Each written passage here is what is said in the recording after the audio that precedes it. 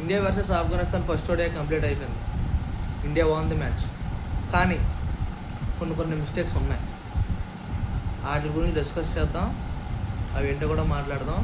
అంతకన్నా ముందు అసలు మ్యాచ్లో ఏం జరిగింది, ఏమైంది అని చెప్పి మనం డిస్కస్ చేద్దాం. India won the toss and choose to bowl first. నాకు చాలా స్ట్రాంగ్గా అనిపించింది.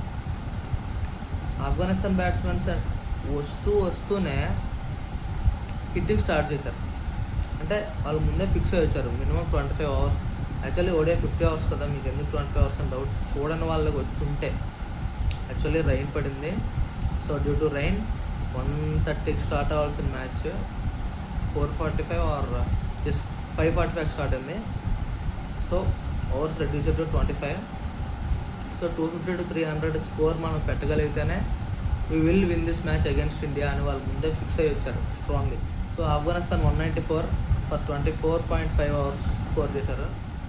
యాక్చువల్లీ ఇండియాకి ఈజీ విన్ అవుతుందని అనుకున్నా, ఈజీ విన్ అయ్యింది. బట్ టిల్ 22 అవర్స్కి Afghanistan score and India score were equal. KL Rahul played and crucial innings. చేద్దాం ఇదంతా డిస్కస్ చేద్దాం. ఫస్ట్ ఆఫ్ఘనిస్తాన్ బ్యాట్స్మెన్ గురించి మాట్లాడదాం. Gurbaz crucial innings, finest innings. 51 balls-కు 102 runs with 8 sixes and 8 fours. మిగతా వాళ్ళంతా పెద్ద వాళ్ళే. ఎవరైనా సపోర్ట్ ఇచ్చుంటే టాప్ ఆర్డర్ కానీ మిడిల్ ఆర్డర్ కానీ ఎనీ వన్ మనం సపోర్ట్ ఇచ్చుంటే మాత్రం ఈజీలీ 250 స్కోర్ ఉండేది. It will be at least defend చేసుకోవడానికి వాళ్ళకి కొంచెం ఛాన్స్ అని ఉండేది. గుర్బాస్ తప్ప మిగతా వాళ్ళు ఎవరు ఇంపాక్ట్ఫుల్ ఇన్నింగ్స్ ఎవరు ప్లే చేయలేదు. ఉమర్జాయ్ ఒక్కడే కొంచెం కనిపిస్తున్నాడు, అది కూడా 26 for 16 balls, కానీ పెద్దగా ఏం లేదు. But good bowling by Indian team.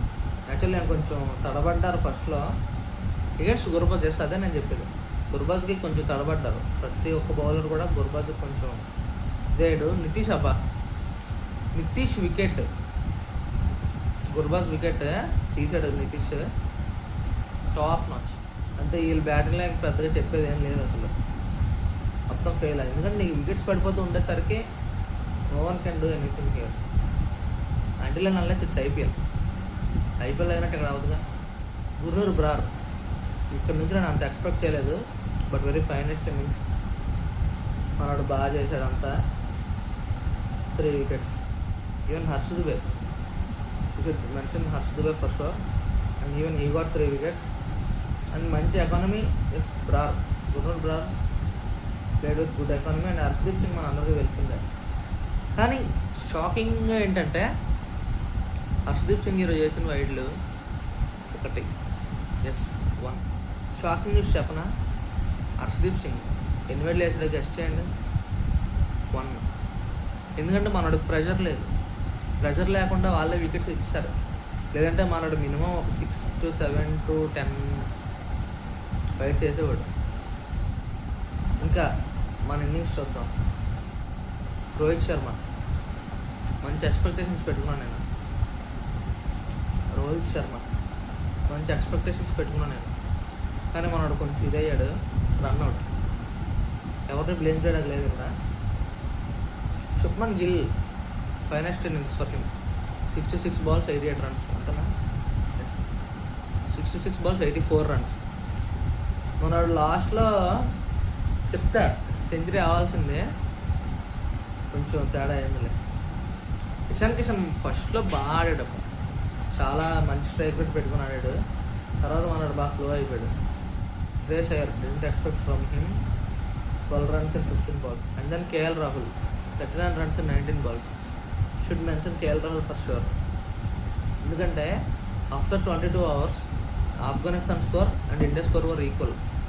అలాంటి టైంలో కేఎల్ రాహుల్ ఈ ఇన్నింగ్స్ ఇలాంటి ఇంపాక్ట్ఫుల్ ఇన్నింగ్స్ ఆడకపోయి ఉంటే we may not win this match. ఎందుకంటే ఆ టైంలో గిల్ వికెట్ కానీ పడి ఉంటే first Afghanistan will win this match. KL Rahul వచ్చి ఓవర్కి 15, ఓవర్కి 16 అంతా కొట్టాడు. 2 hours అలానే కొట్టాడు. 6, 4 సంథింగ్ లైక్ 14 to 16 2 hours కొట్టాడు. సో 25 అవర్స్ రావాల్సింది 23 అవర్స్లోనే అయిపోయినట్టు, 22.5 అవర్స్. వాళ్ళ బౌలింగ్లో అంతా బాగానే ఉంది, గజన్ఫర్ ఒక్కడే అంతే.